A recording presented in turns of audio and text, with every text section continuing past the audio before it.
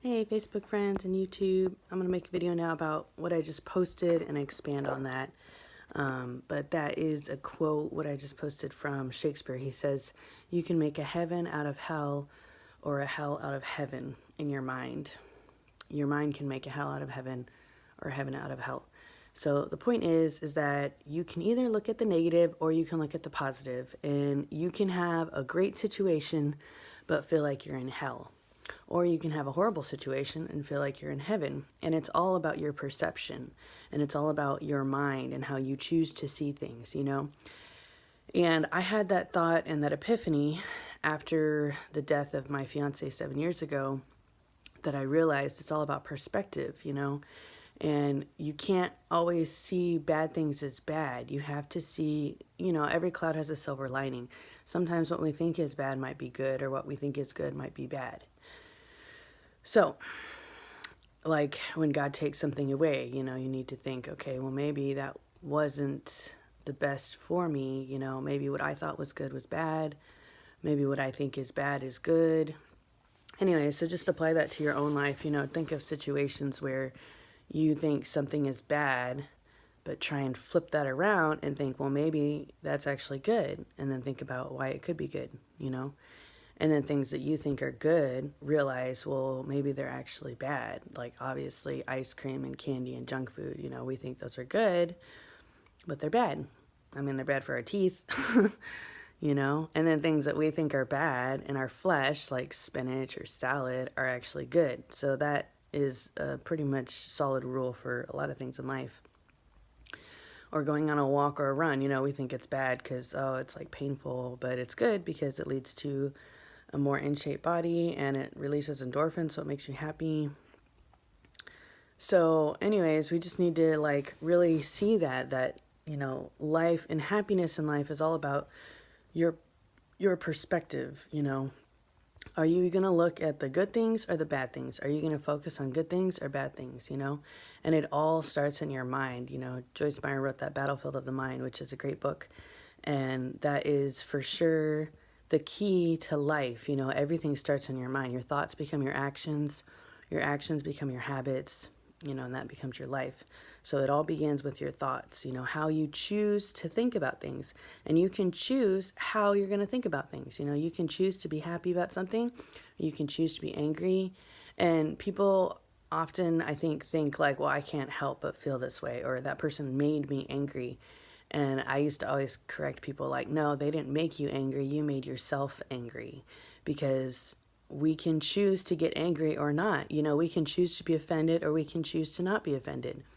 We can choose to stay in peace or we can choose to lose our cool. If we're going to go the foolish road, then we're going to lose our temper. If we're going to go the wise road, we're going to remain calm and remain together. And it's possible, it's possible. I mean, obviously, anyone who's had a job that's kind of stressful, that you can keep it under control at your job, because if you don't, you might lose your job and you won't get paid anymore. So you learn to control yourself. And it's the same way with any situation in life. You can learn to control yourself. You can learn to stay in peace and control your temper. And I mean, like Joel Osteen is awesome. I think overall people like to knock him because they think he's overly positive, but I think that's the most important thing I've learned from him is, stay in peace. Don't let people steal your peace or Satan steal your peace. You have to stay in peace. And that is so important. And it's like, what's the point of getting all stressed out? Like, it's only going to lead to stomach aches and headaches and anger and outbursts and making yourself look like a fool when you get angry. So there's just really no point, but Satan tries to get us all worked up. Joyce Meyer says Satan sets you up to get upset like every day, multiple times a day. But you have to just choose to say no. Even if people get mad at you for not getting angry, which is ridiculous when that happens, but it does. You just have to say to yourself, no matter what happens today, I'm not going to get angry. I'm not going to lose my cool. I'm not going to lose my temper. What does the Bible say? It says, man's anger does not bring about the righteous things of God. I guess I could flip to anger, but I guess I said enough about perspective, but it's really important how you perceive things. your perception of life will determine how your life goes. You know, if you believe that great things are in your future, then great things are in your future. If you think everything's going to fall apart, then maybe everything will, you know? You dictate what happens to you ultimately. I'm not saying it's like name it or claim it, but life and death are in the power of the tongue, and your words begin in your mind and your thoughts, and you can bring about life or you can bring about death by how you think about things. And then how you think about things will determine what you say, and then what you say will determine how your life goes. Like, it's really true. It's really true. Like the whole word of faith thing, like that, there's a lot of truth to that. Like, if you speak out faith, then you will have good things, you know. But if you speak out fear, doubt, and unbelief, and you always think fear, doubt, and unbelief, then you're not going to have success and victory, you know. The secular version of that is The Secret. You know, they talk about that, and they're onto something because they're just copycatting what is in the Bible and the whole concept of faith. So, you know, if you're Christian, either you're a person of faith or you're not. You know, either you're a person of faith or you're a person of doubt. So you got to pick which one, you know. Are you going to believe that good things are going to happen to you in the future and that God's going to provide for you and protect you? Or do you not, you know? And if you don't, then, you know, how can you say that you're a person of faith? Let's look at anger a little bit. In your anger, do not sin. Do not let the sun go down while you are still angry, and do not give the devil a foothold. So that's really important. Obviously, don't give Satan a foothold. So when you're angry, you're giving Satan a foothold, and that makes him very happy because you're letting him get under your skin, you know. Whenever you're angry, you're letting something affect you more than you probably should. You're caring more than you probably should. Like sometimes people are like, oh, you don't care. It's like, oh, I'm just trying to keep my peace. I'm just trying to stay in peace, you know? Like, so just watch out for those trap setters, you know, the bait. People try and throw out bait at you, and one bait thing is, oh, you don't care because they want you to get mad or something about something. But that's ridiculous because it's okay for you to maintain your peace and for you to just be like, no, I just want to have a good day and I just want to not worry. You know? So you just have to be determined every day. I am not going to worry. I'm going to stay in peace, and I'm not going to get angry. Because what's the point? What's the point of getting angry or worrying? There's no point. You know? I mean, what does anybody accomplish by getting angry or worrying? Nothing. Nothing at all. All right. What else? Be kind and compassionate to one another, forgiving each other just as in God and Christ, God forgave you. And forgiving leads to peace for sure, because then you stop trying to get even, you know, with someone if they did you wrong. You have to just forget about it and let it go, especially if there's nothing you can do about it, you know, which usually there's not.